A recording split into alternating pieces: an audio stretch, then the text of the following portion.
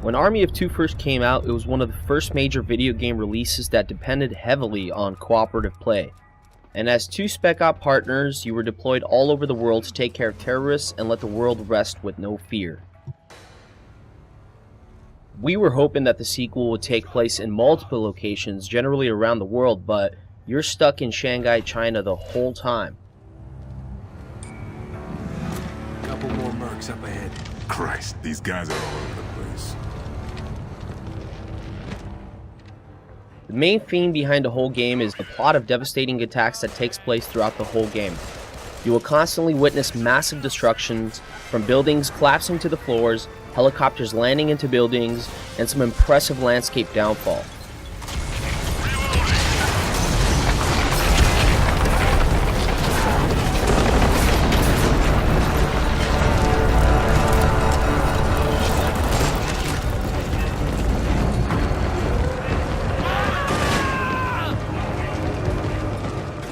We highly recommend you play this game with a co-op partner online. Split screen is a little tacky and the vertical cut just really doesn't do it, but at least it's there in any case just in case you can't play online.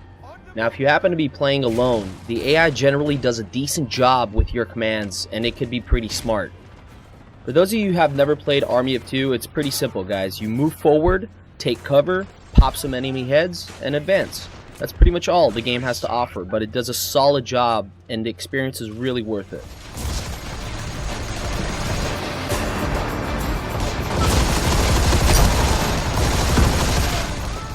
You won't be driving any vehicles or witnessing anything special gameplay-wise other than the shooting. The experience lies in the storytelling, and the way this is done is pretty unique as you come across these situations where either your partner or yourself having to make an ultimate decision. The decision is not a vote between two players. You either have to quickly decide together, or it could lead to both parties not agreeing on the outcome. What's the deal, President? It's none of your business. Go now, before I stop liking you. I don't know if we can do that. I give you cash to walk away. Easy money.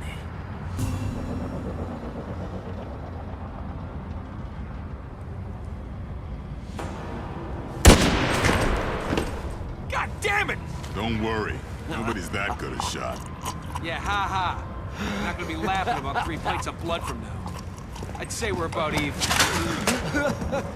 Let's see if she's a better aim.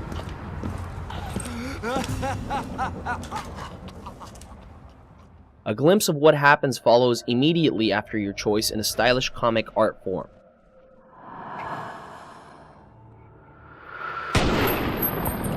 This game has great voice acting, especially from our heroes, as they can be both comedic and serious. Yeah, right. You first, Spidey. I really want to see your fat ass clear that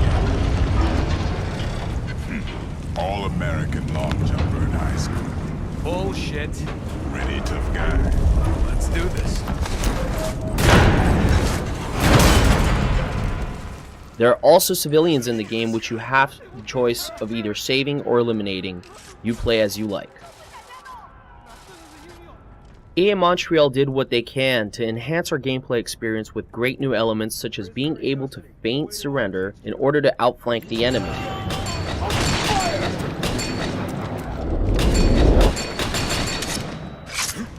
You could also use human shields. Don't you touch him. And they also fixed the cover system, which is much better and smoother.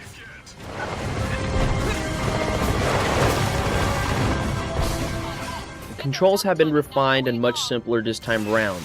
Sprinting in the game has slightly improved, making your movements very quick from one spot to another.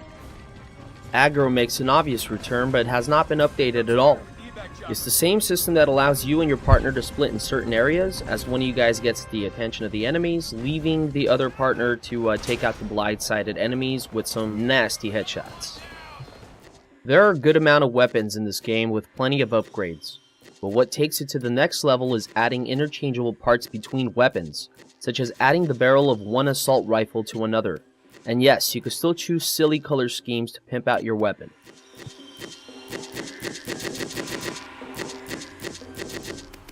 Enemy design is where the game really lacks, but then again we're only dealing with humans, So the only thing the developers could do is really introduce some elites in the game, which are super heavy enemies. So they either have thick armor or they have a special method of attack. You know, they'll be carrying like a turret or a flamethrower or anything like that. The cool thing is that these super enemies, once you kill them, you could take their guns or special weapons as well with you, but they're very limited, and you know, once you run out of bullets you have to drop them, or once you get to a certain area where you have to climb something to progress, you know, you have to let go of it.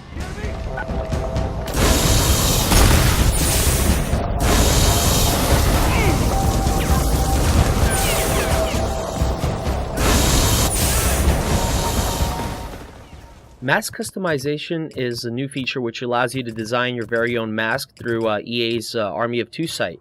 Be able to upload straight to the EA servers, and you could retrieve it on your console.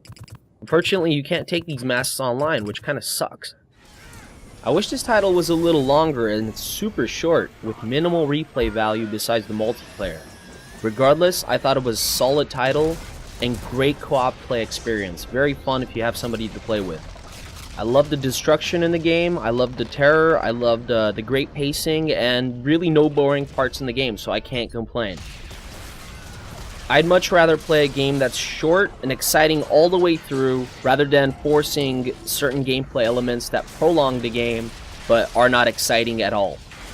I was really hoping for much more from this game as I completed it. There was such things that were missing from the game, like vehicles, more varied locations, and most importantly, some unique co-op experience that we just haven't seen before. It just was not brought to our attention. Gamers out there who are co-op fanatics and have buddies to play with online continuously, this is a highly recommended title for you guys, as you could be playing it on and on, whether it's online or off. It's going to be fun. Other than that, it's a short-lived action experience, and we don't recommend it to many other gamers out there. Is there going to be a next Army of Two? It all depends. If the developers could come back and prove to gamers that they could do something to continue the experience, to enhance their gameplay, and probably make the best one out of the series, then go for it. Other than that, let's just leave the title to where it's at and hope for better games down the line. That's Avik from Gaming Ahead signing off.